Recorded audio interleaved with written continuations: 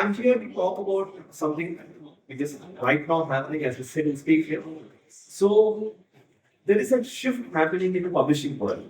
Now this shift is actually driving or reshaping the workflows, how the business is done for the publishers, how the end consumer is consuming the content. So it is just not about selling technology. It's actually rather a complete shift happening in the dynamics of the industry. And that's exactly what I'm going to talk about. I'm going to talk about the publishing world, how is the publishing world getting reshaped at this point of time, with the advent of technology, the reader adoption, what's changing for the publishers, what's changing for the readers. So I try to cover as much as possible. I could talk about it. Now, what exactly is changing the global landscape? Now, publishing was always driven by print. 15, 20 years down the line, a couple of decades down the line, publishing was all about printing books. With the COVID happening, there were means of ebooks at some point of time. The whole COVID situation for a couple of years acted as a catalyst to drive a surge in the numbers, a surge in the traffic for digital publishing. Now, at this point of time, to a lot of people, to a lot of industries, to a lot of segments, the digital learning is not a choice. Because the transition has already happened, and because the traditional publishers are catching up with the whole threat of the digital publishing. So what's actually changing? The entire education and learning is moving to a blended mode, online mode across the institutions, not just in the western part of the world. I come from India and I can resonate and talk about it. There's a lot of shift happening in the trend of people learning online. Now it's a blended approach most of the places, and the most important thing, there's a huge penetration of devices and internet in all the countries across the world, not confined to any particular geography. Now, this also is leading publishers developing a mindset where they would want to control the audience. Now, if a reader is consuming the content, at some point of time, the publisher could not understand the complete reader analytics of what the reader is reading, what is he doing at this point of time. Now, the publishers have option to get closer to the users, build more of B2C models, understand the readers better to plan their journey. So now these have mostly become requirements in the industry. Now, like I said, the whole question is not about should we go digital, right? The crux of the entire discussion is about who actually controls the reader relationship. Now, you want to understand what a reader is typically doing at any point of time. And you have an option to do that, which was not the case a couple of decades ago. And now the user behavior is actually driving the publishing trends across the industries. It's about what kind of content the users are consuming, how much amount of time are they spending on all of your books, what are your top selling books. Do people just buy the books and keep it, or do people actually go through the books? So what's driving the user behavior is what we now understand as a publisher. So this helps you to plan your journey, plan your workflows, and enable a direct impact on how you drive your business. Now, again, this entire reader relationship, if you want to move to a model, which is a D2C model, where you control the user behavior, now there are certain problems associated with not adopting this actually at this point of time, this very moment. There is, if you do not adopt at this point of time in the right possible way, there is a lot of dependency on large platforms who take your content and put it on their platforms. So you do not control what happens with the users. You do not control what happens with the revenue there. You don't decide the pricing of those ebooks. And I'm trying to be more specific here. You don't know who are your readers. You do not get the user analytics. So there's a lot of dependency on large platforms. Unless and until you chose to drive this digital transformation for yourself. Now, we spoke about the digital transformation, right? Now, we all, the moment you talk about an ebook, the first thing that comes to your mind is a PDF. Trust me, PDF is the worst form of actually publishing a book or driving adoption or any sort of transition towards the digital ecosystem. So why is that? Because the biggest problem with the PDFs is that they are not secure. It is very difficult to secure the PDFs. It's very difficult to control the PDFs. There are global estimates which indicate that 50 to 25% of the revenue of publishers is going out just because they are not able to safeguard the revenue. And a lot of times publishers don't even realize this because this is a revenue leakage which you're not aware of. So when your content is shared in the form of PDF, it's spreads like wildfire. People can distribute it, send it on WhatsApp, send it on any other medium. There is no control about who's doing it. So how do we balance this? Like, what's the solution for it? So what does an efficient digital ecosystem require? I have tried to summarize. There are a lot of things, but I've tried to pick up the key things and summarize.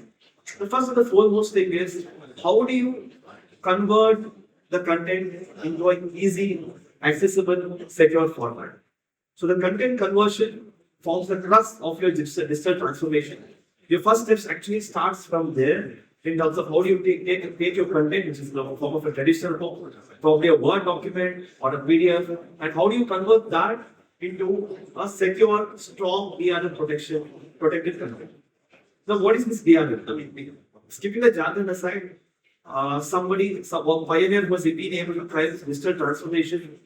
We all know about it, Netflix.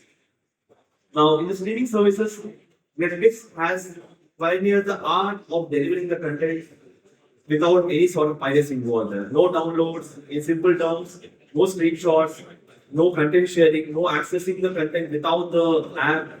So that's exactly what is called DRM. So DRM is the heart of your entire digital transformation approach. You obviously need to have a very interactive UI. Now the readers at the other side also do not want to look at plain boring pages. We deal with a lot of school kids and stuff like that. They want something fun, something interactive. Probably I would want to associate a picture to what I'm reading, a video to what I'm reading, or probably won't understand more to a hyperlink about that particular aspect of what I'm reading. So interactive UI is important, and your UX has to keep the reader at the heart of the entire journey. It's not about what you want to show the reader, it's about what the reader wants to see. So that's very important. You need to have a mature library, proper categorization and stuff like that. If you're talking about institution, or if you're talking about an e-commerce store, where the readers have a pattern of buying multiple books, that becomes very, very important. And like I said, right, you need to integrate some sort of multimedia to make the books interesting. You do not with so much of social media around, the engagement spans are dropped drastically. People have shorter attention spans. So to engage them, multimedia integration becomes very, very important. And in a lot of industries and domains, people would want to understand the changes happening very quickly. Let's say you distribute an encyclopedia at some point of time to a whole bunch of people, and this update that has happened out there right now. Pluto is no longer the ninth planet. So people would want to do, they do not want to wait for the next edition. So the instant content updates also become very, very important from that perspective. Now, beyond the simple digital ecosystem, I know that a lot of publishers who also work with the institutions. Now, for publisher working with the institution, it's no longer just delivering an ebook, it's much more than that. They want, the institutions want a single sign-on feature. They say they use a Google Classroom.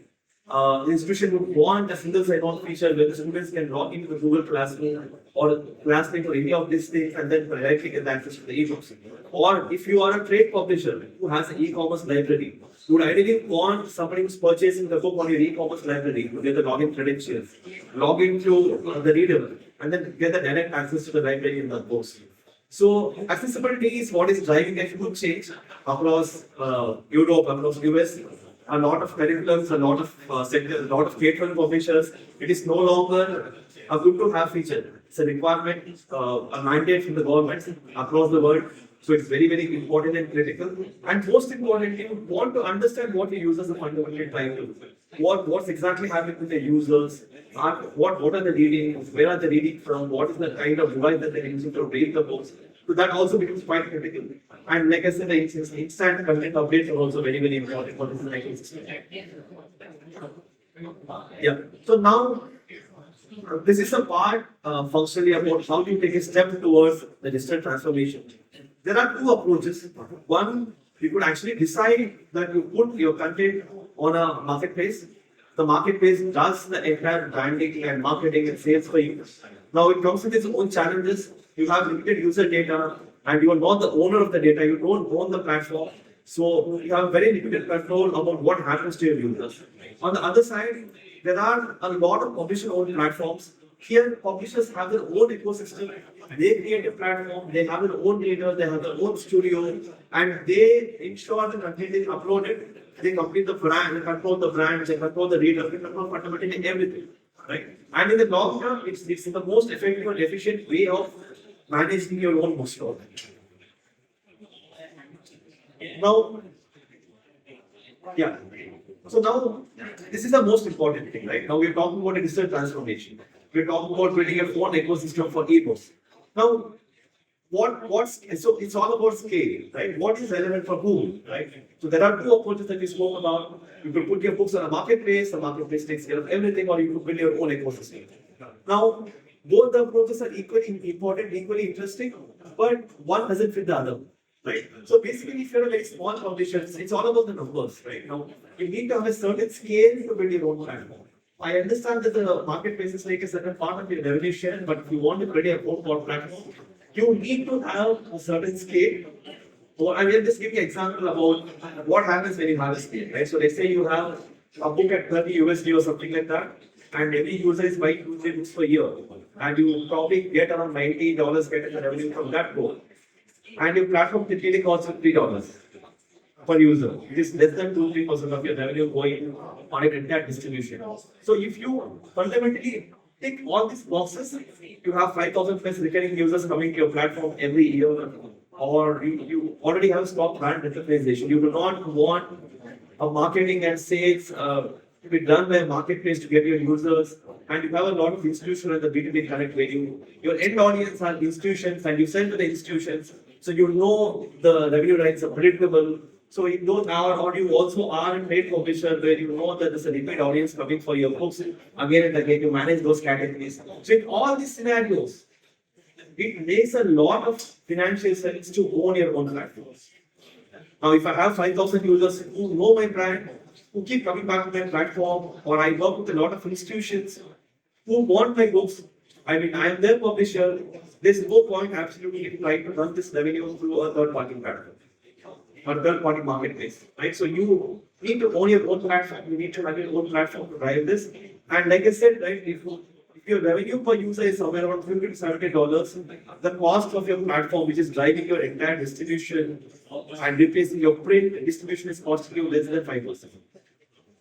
So from an economic, while the digital transformation is a requirement from an industry perspective, it also makes a lot of economical sense in certain scenarios. One, in terms of managing your operating margins, and also in terms of how you scale. So now that's exactly what we do. That's exactly the problem that we solve for the publishers. Now, KITABOO, like I said, is a 15-year-old product. We have been there, out there for the last 15 years. We've been doing amazing things. Some of the biggest names in the world actually work with us. And our solution is designed to work with the digital transformation for the publishers who have recurring users, who have a good brand visibility, work with the institutions on a B2B level. I mean, you control your entire user base and your revenue. So that's exactly what we help you do. So how does it go? How does it like try to keep it as simple as possible, simple screenshots, very layman terms, so that you can resonate with what we're talking about.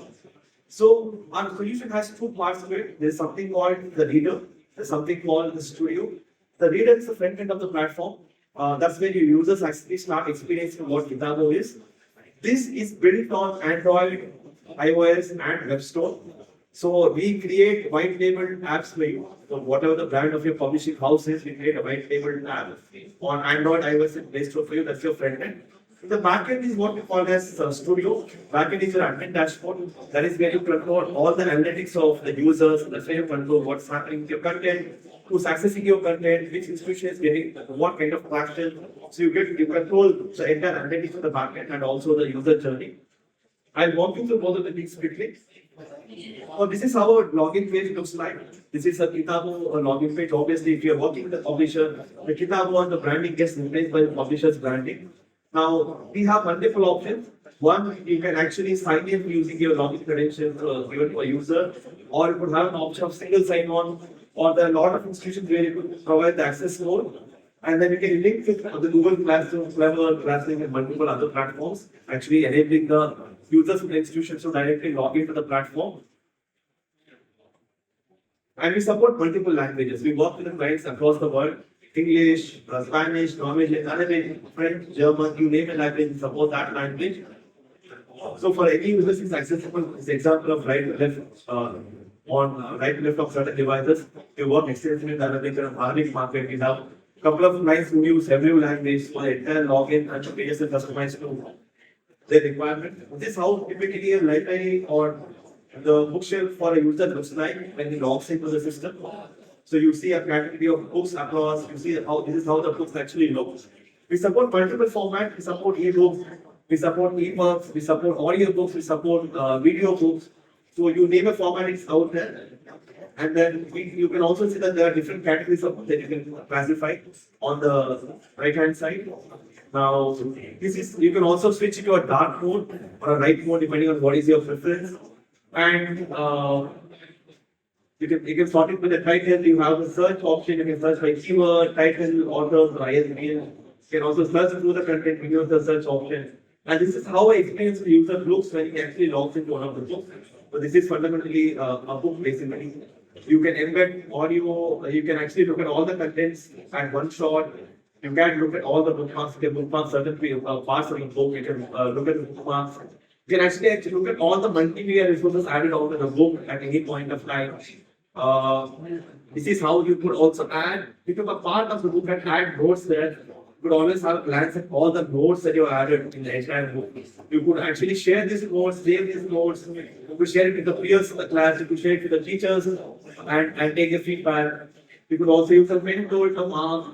So you typically, and you can also add a video. You could generate the quizzes on the book.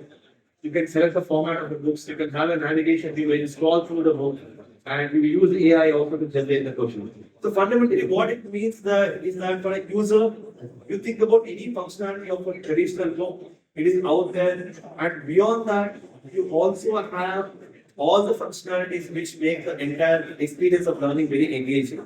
You want to add notes, you want to make some notes, you want to mark certain parts of the book, share it with your peers, share it with your teachers, so on and so forth. I mean, you have all the possibilities.